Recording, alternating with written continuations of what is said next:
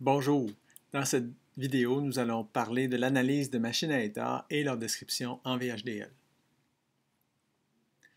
Les sujets de cette vidéo sont les suivants. Nous allons analyser un circuit séquentiel synchrone à partir de son schéma.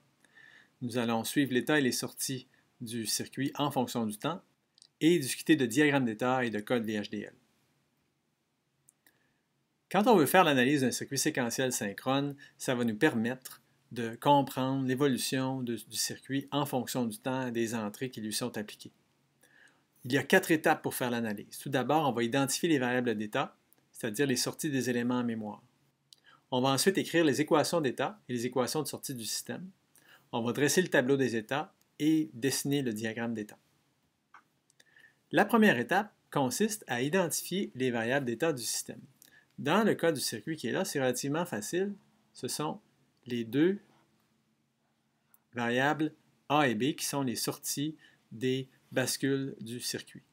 La deuxième étape consiste à écrire les équations d'entrée des bascules. Donc la première équation, pour la prochaine valeur de A, c'est-à-dire celle qui suivra immédiatement après la transition d'horloge, A+, c'est égal à A ou exclusif B. B+, est égal à B' ou bien X. La sortie Z est égale à A non ou B. Il n'y a pas de plus associé au signal Z parce que ce n'est pas une variable d'état du système, ce n'est qu'une sortie qui dépend de la valeur présente des deux états. La troisième étape consiste à dresser le tableau d'état du système. Pour cela, on va énumérer toutes les conditions possibles d'état présent et d'entrée. Il y en a 8, de 0, 0, 0 jusqu'à 1, 1, 1. Dans chaque cas, on va établir quelle est la valeur de l'état prochain. Alors ça, c'est facile parce qu'on sait quelles sont les équations des états. Donc si on regarde, A+ devrait être égal à A ou exclusif B. Donc A+ ici devrait être égal à A ou exclusif B, c'est bien ça, 0, 0, 1, 1, 1, 1 et 0, 0, c'est bien correct. Pour B, on doit avoir la fonction B' ou X. Donc ici, B', on a un 1, B', 0, on a un 1 encore. Ici, 1, 0 correspond à un 0, bien sûr. On a encore un 0 ici qui correspond à 0. Et dans les autres cas, on a soit le x qui est à 1 ou le b qui est à 0, donc avec les 1. On indique aussi la valeur de la sortie, A, non ou B. La quatrième étape consiste à dresser le diagramme d'état. Donc, on voit qu'il y a 4 combinaisons possibles pour les valeurs de A et B. 0, 0, 0, 1, 1, 0 et 1, 1. L'état 0, 0 est ici. Donc, de l'état 0, 0, si l'entrée est 0, on s'en va à l'état 0, 1. Si l'entrée est 1, on s'en va aussi à l'état 0, 1. Ça correspond bien ici. Donc, à partir de l'état 0, 0, indépendamment de la valeur d'entrée, on va dans l'état 1. De l'état 1, 0, 1, on peut aller soit à l'état 1, 0, soit à l'état 1, 1 selon la valeur de x. Donc, si x vaut 0, on s'en va à l'état 2. Si x vaut 1, on va à l'état 3 et ça correspond bien. À partir de l'état 2, c'est-à-dire 1, 0, on va toujours à l'état 1, 1. Donc, à partir de l'état 2, on s'en va toujours au troisième état. Et finalement, à partir de l'état 3, qui est encodé par 1, 1, on peut aller soit à l'état 0, 0, soit à l'état 0, 1. Donc, soit à l'état 0, soit à l'état 1. Les valeurs des sorties sont indiquées à l'intérieur des états. Un rappel, ceci est une machine de Moore, la sortie ne dépend que de l'état présent et on peut bien le voir dans la colonne de la sortie. Donc, à partir du diagramme d'état, il est relativement facile de remplir le chronogramme du circuit qui montre l'évolution de l'état des sorties en fonction du temps. On débute par la valeur de reset qui est à 0 et à ce moment, les deux valeurs des bascules seront 0, 0. Donc, on a 0, 0 ici jusqu'à la première transition d'horloge. Ensuite, on va marquer ici nos transitions d'horloge. Ce qui nous intéresse, ce sont les moments où on va considérer faire une transition d'un état à un autre. Donc, à partir de ce moment-ci, on est présentement dans l'état 0. La valeur du signal d'entrée est 0. Nécessairement, on passe à l'état 1. Donc, à partir d'ici, on sera dans l'état 1, c'est-à-dire le code 0,1. À partir d'ici, on inspecte la valeur de x qui est à 1, ce qui signifie qu'on s'en va dans l'état 3, noté par le code 1.1. À partir de l'état 3, la valeur du signal d'entrée x est encore égale à 1, donc on retourne dans l'état 1, 0, 1, jusqu'à la prochaine transition d'horloge. La valeur de x est alors à 0, ce qui signifie qu'on s'en va dans l'état 2, encodé par le code 1, 0. Et ici, la valeur de x est à 1. De l'état 2, on s'en va nécessairement dans l'état 3 de toute façon, indépendamment de la valeur de x. 1 et 1. Il nous reste à donner la valeur de 0, qui est égale au non-ou de A et B. Donc 0, non-ou 0 donne 1. Ici, 0, 1 va donner 0. 1, 1 va donner 0, 0, 1, 1, 0 et 1, 1. Et la sortie va rester à 0. Donc cette approche est très, très puissante. C'est beaucoup plus facile de travailler à partir du diagramme d'état que d'essayer de suivre les signaux directement à l'intérieur du circuit. On va maintenant voir le problème de la description d'une machine à état en VHDL. Tout d'abord, à partir d'un schéma, c'est une approche adéquate quand on désire modéliser un circuit séquentiel pour lequel on a le schéma, ou bien quand on a les équations d'état et de sortie. Ici, il y a deux bascules à modéliser. On a donc besoin d'un énoncé process, une condition sur l'horloge et assigner des valeurs aux deux variables d'état A et B. On a aussi une clause pour la réinitialisation et on a une équation pour le signal de sortie Z. Si on n'a pas le circuit, mais qu'on a le diagramme d'état, il est aussi possible d'obtenir une description VHDL. Et cette approche est beaucoup plus puissante que celle qui modélise le circuit directement. Donc, dans ce cas-ci, on va identifier les états, les conditions de transition et les sorties pour chacun des états. On n'a pas besoin d'équation d'état et la description est beaucoup plus lisible et beaucoup plus robuste, facile à maintenir aussi. Elle correspond directement au diagramme d'état. Donc, dans ce cas-ci, on a 4 états. État 0, état 1, état 2 et état 3. On va les définir ici dans un signal qui s'appelle état d'un nouveau type, type état, qui est une énumération des 4 identificateurs. On indique ici un état par défaut, état 0. À l'intérieur d'un processus, avec une transition sur l'horloge, on va maintenant identifier les transitions d'un état à l'autre en fonction du signal d'entrée X. Tout d'abord, on a le signal de réinitialisation 0, on se place alors dans l'état 0. Ensuite, de l'état 0, le prochain état est toujours l'état 1. Ensuite, de l'état 1, selon la valeur de x, on va aller soit à l'état 2, soit à l'état 3. Donc, ça correspond ici soit à l'état 2 ou bien à l'état 3. De l'état 2, on va toujours à l'état 3, ça correspond à la transition qui est ici.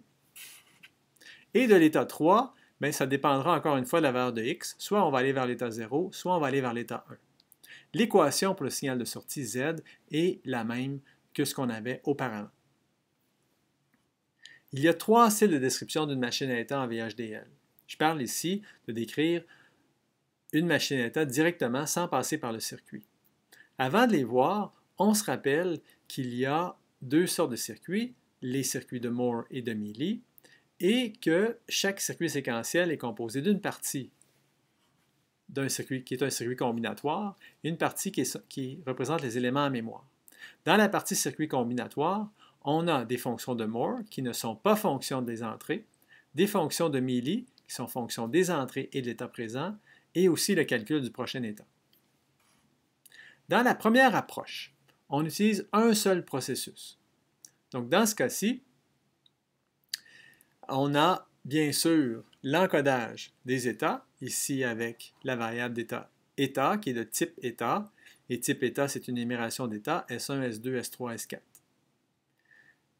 On identifie bien sûr qu'est-ce qui se passe dans le cas d'un reset, et ensuite, lors d'une transition d'horloge, on évalue la valeur présente de l'état. Si c'est S1 et que x vaut 0, alors le prochain état est S3 et la sortie serait 0. Si la valeur de x est plutôt de 1, à ce moment-là, le prochain état serait S2 et la sortie de 1, et ainsi de suite. Ça correspond bien au diagramme qui est là. Donc, cette approche, attention, à partir d'un état S1, par exemple, si la valeur de x est 0, on on spécifie quel est le prochain état S3 et on donne la valeur du signal de sortie de ce prochain état. Alors qu'on parle de S1, ici on spécifie la sortie pour le prochain état S3. Le deuxième problème qu'on a, c'est qu'à ce moment-ci, il y aura une bascule qui sera pour le signal, ajoutée pour le signal sortie. Donc, ce n'est pas nécessairement ça qu'on veut. Si on ne veut pas de bascule pour le signal de sortie, cette approche ne convient pas. Le deuxième style de description d'une machine à état en VHDL se fait avec deux processus. Dans ce cas-ci, on va avoir un processus pour le calcul et l'entreposage de l'état et un deuxième processus uniquement utilisé pour le calcul des sorties. Il pourrait aussi être remplacé par des énoncés concurrents. Dans le même exemple qu'on vient de voir, on a encore un processus, on a une transition sur le signal d'horloge, on a une variable d'état état, qui est de type état, et type état est une énumération de S1, S2, S3 et S4. Si l'état est présentement S1 et que x est égal à 0, le prochain état est S3. Sinon, le prochain état est S2. Ça correspond bien à ce qu'on voit ici sur le diagramme. Il y a un processus distinct qui gère uniquement la valeur du signal de sortie. Donc, sortie va être égale à 1 si l'état présent est S1 ou S2 et sera 0 si l'état présent est S3 ou S4. Donc, cette approche est un bon compromis entre la flexibilité et la lisibilité du code. Le troisième et dernier style de description d'une machine à état est avec trois processus. Ce style correspond à peu près exactement au modèle qu'on a vu nous permettant de comparer les machines de Moore et de Mealy. La liste de sensibilité du processus calcule le prochain état. Il inclut les signaux qui entreposent l'état courant ainsi que toutes les entrées. Le même principe s'applique aussi au processus qui calcule les sorties pour une machine de Mealy. Donc voici un exemple de code. Tout d'abord, on a un premier processus qui entrepose l'état actuel en mémoire, un deuxième processus qui calcule les sorties et un troisième processus qui calcule le prochain état. Cette approche est assez semblable avec le style à deux processus, mais on rajoute ici un processus particulier seulement pour modéliser les éléments en mémoire. Personnellement, je trouve que cette approche est un peu trop verbeuse et il n'est pas nécessaire d'avoir un tel niveau fin de description. Je pense que l'approche à deux processus est définitivement la meilleure, mais c'est une opinion personnelle. Donc en conclusion, les trois styles ont chacun leurs mérites et inconvénients. Cette variété d'options montre encore la richesse de VHDL. La richesse cause cependant des difficultés parce qu'il n'existe pas une norme unique pour la description de machines à état. Il est donc plus difficile de concevoir un synthétiseur qui puisse reconnaître de façon satisfaisante les intentions du concepteur. Il est nécessaire toujours de consulter le manuel d'utilisation du synthétiseur afin de connaître les styles d'encodage de machines à état qui sont reconnus. Voici un tableau qui compare la procédure traditionnelle et la procédure avec un langage de description matérielle. Les différences se situent ici, tout d'abord en ce qui concerne la réduction du nombre d'états nécessaires en éliminant les états équivalents. Dans le cas d'un HDL, ce n'est pas nécessaire parce que l'outil va faire le travail pour nous. Dans l'assignation d'un code binaire à chaque état, dans le cas du HDL, on peut spécifier les codes binaires, mais encore une fois, on peut laisser l'outil de synthèse faire ce travail. Ensuite, on peut obtenir les équations d'entrée des bascules et de sortie du système directement par l'outil de synthèse. Et finalement, on peut obtenir le diagramme ou bien construire le circuit aussi à l'aide de l'outil de synthèse. Ce n'est pas nécessaire de le faire.